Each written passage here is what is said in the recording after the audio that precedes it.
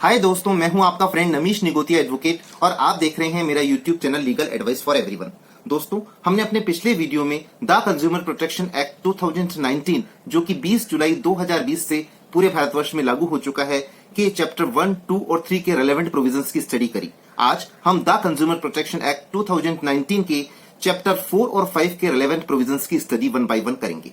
दोस्तों, इसमें जो बड़ा एक इंपॉर्टेंट सेक्शन 34 जो कि ज्यूरिसडिक्शन से रिलेटेड है, उसमें सब क्लॉज डी ऐड हुआ। उसके अनुसार अब कंज्यूमर या कंप्लेनेंट वहां भी कंप्लेंट फाइल कर सकेगा जहां की कंप्लेनेंट खुद निवास करता है। अब तक होता क्या था, जहां ऑपोजिट पार्टी निवास करती है वहीं पर कंप्लेंट फाइल होती थी या जहां कॉज ऑफ एक्शन अराइज होता है। तो इस कारण कंज्यूमर को दूसरे प्रदेशों में या दूसरे जिलों में जहां की जिसने माल बेचा है वहां पर जाकर कंप्लेंट फाइल करने का हैजल या परेशानी होती थी। तो सेक्शन 34D इंसर्ट किया गया। अब ये परेशानी से निजात हो गई।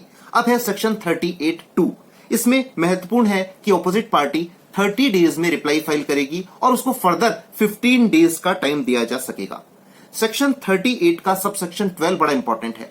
यदि कंज्यूमर या कंप्लेनेंट की या ऑपोजिट पार्टी की डेथ हो जाए तो order 22 of the code of civil procedure के प्रोविजंस एप्लीकेबल होंगे, अर्थात उनके लीगल हेयर्स को पार्टी बनाकर कंप्लेंट चालू रहेगी और ऑपोजिट पार्टी के लीगल हेयर्स से भी वसूली की कार्यवाही चालू रहेगी।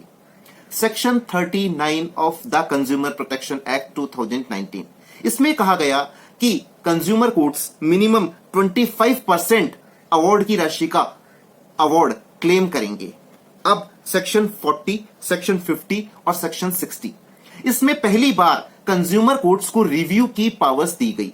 सेक्शन 40 यह कहता है कि डिस्ट्रिक्ट कमीशन अपने ऑर्डर्स का स्यूमोटो या एप्लीकेशन फाइल होने पर रिव्यू कर सकेगा।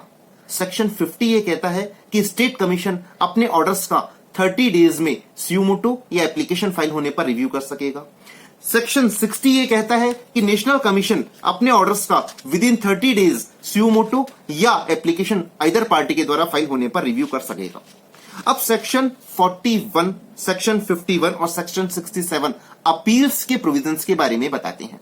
सेक्शन 41 ये कहता है कि कोई भी एग्रीव्ड पर्सन जो कि डिस्ट्रिक्ट कमीशन के ऑर्डर से एग्रीव्ड हो, वो स्टेट कमीशन में 45 डेज में अपील फाइल कर सकेगा। लेकिन इसका एक प्रोवाइजो बड़ा महत्वपूर्ण है।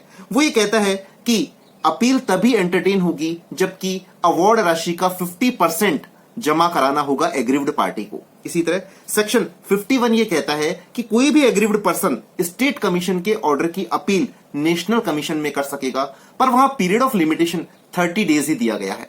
सेक्शन 51 का प्रोवाइजो भी ये कहता है कि स्टेट कमीशन के अवार्ड की राशि का 50% अमाउंट उसे जमा कराना होगा, तभी अपील एंटरटेन होगी। Section 67 of the consumer protection act 2019 ये कहता है कि कोई भी पर्सन जो कि नेशनल कमीशन के ऑर्डर से एग्रीव्ड है तो ऑनरेबल सुप्रीम कोर्ट में अपील 30 डेज में कर सकेगा। और इसका भी प्रोवाइजो ये कहता है कि अपील तभी कर सकेगा जबकि अवार्ड के अमाउंट का 50% डिपॉजिट कराना होगा।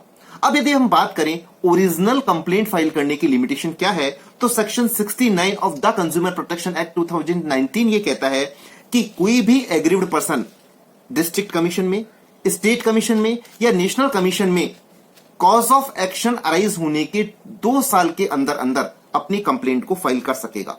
अब एक सेक्शन 71 बड़ा महत्वपूर्ण इंसर्ट किया गया।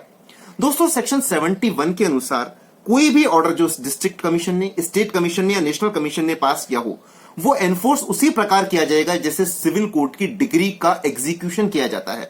इसका मतलब यह हुआ कि अब जैसे सिविल कोर्ट के पास सारी पावर्स होती है अपनी डिग्री को एग्जीक्यूट कराने की, वही सारी पावर्स कंज्यूमर कोर्ट के पास होगी। अब सेक्शन 72 का सब सेक्शन 1 ये कहता है कि नॉन कंप्लायंस ऑफ ऑर्डर्स में क्या प्रावधान है। यदि कोई भी party district commission, state commission या नेशनल कमीशन के ऑर्डर्स की कंप्लायंस नहीं करती तो उसको मिनिमम 1 मंथ का इंप्रिजनमेंट है और मैक्सिमम 3 इयर्स का इंप्रिजनमेंट है और मिनिमम 25,000 रुपए पेनल्टी लगा सकती है और मैक्सिमम 1 लाख रुपए की पेनल्टी भी लगाई जा सकती है।